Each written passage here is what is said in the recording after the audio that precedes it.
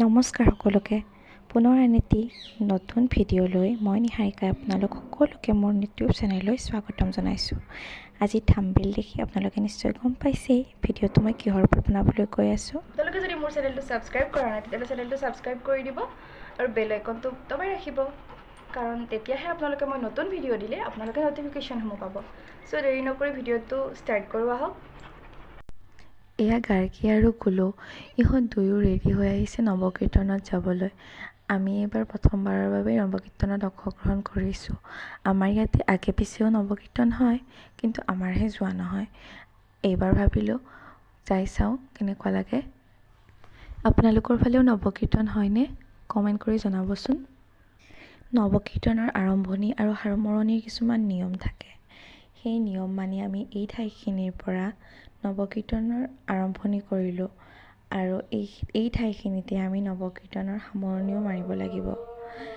খুব আন্ধাৰ আছিলে, সকলোৱে পূৰা খুব উৎসাহেৰে সকলোৱে নৱকীৰ্তনৰ বাবে ওলাইছোঁ আমি।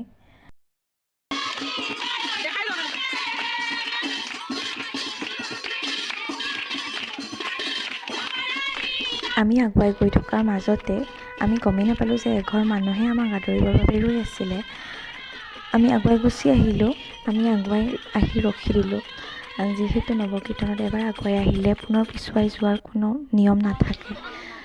তেওঁ নিজেই আমাৰ ওচৰলৈ আহি ধূপ আৰু তেল দিলে আৰু আশীৰ্বাদো ল'লে, আৰু আমিও আমাৰ সাধ্য অনুসৰি তেওঁক আশীৰ্বাদ দিলোঁ।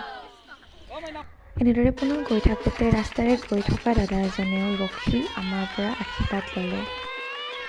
পুনৰ আমি আগবাঢ়ি গ'লোঁ আৰু এনেদৰে আগবাঢ়ি যাওঁতে আকৌ আন ঘৰ মানুহৰ সন্মুখতো আমাক ৰখালে।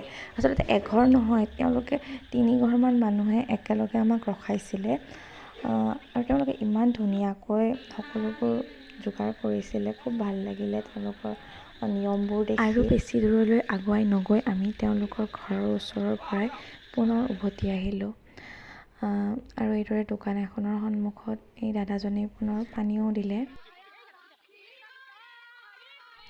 ইয়াৰ পিছতে আমি আমাৰ গাঁৱৰ যিটো মূল নামঘৰ তাতে ভগৱানৰ ওচৰত ধূপ এপেকেট অৰ্পণ কৰি তাৰ পৰা আহি আমি আমাৰ নৱকীৰ্তনৰ সামৰণিৰ ফালে আগবাঢ়িলোঁ। আচলতে এইবাৰ আমাৰ গাঁৱৰ সংঘৰ বাকৰিত অনুষ্ঠিত কৰা বিহুৱে 25টা সোণালী বৰ্ষ অতিক্ৰম কৰিবলৈ সক্ষম হৈছে, আৰু তাৰ বাবে আমি এইবাৰ ৰূপালী জয়ন্তী বৰ্ষ অনুষ্ঠিত কৰিবলৈ বিচাৰিছোঁ। আৰু এই ৰূপালী জয়ন্তী বৰ্ষ সুকলমে পাৰ কৰাই নিবৰ বাবে আমি ভগৱন্তৰ ওচৰত আশীষ বিচাৰি এই নৱকীৰ্তন কাৰ্যসূচী অনুষ্ঠিত কৰিছিলোঁ। যিহেতু বহুত ৰাতিও হৈছিলে তেতিয়ালৈকে, আৰু আমি আটায়ে চাহ আৰু প্ৰসাদ খাই ঘৰলৈ উভতি আহিলোঁ। আজিলৈ ইমানতে সামৰিছোঁ। পুনৰ আন এটি ভিডিঅ' লৈ আপোনালোক সকলোৰ ওচৰলৈ পুনৰ আহি আছোঁ, আৰু তেতিয়ালৈ বাই বাই।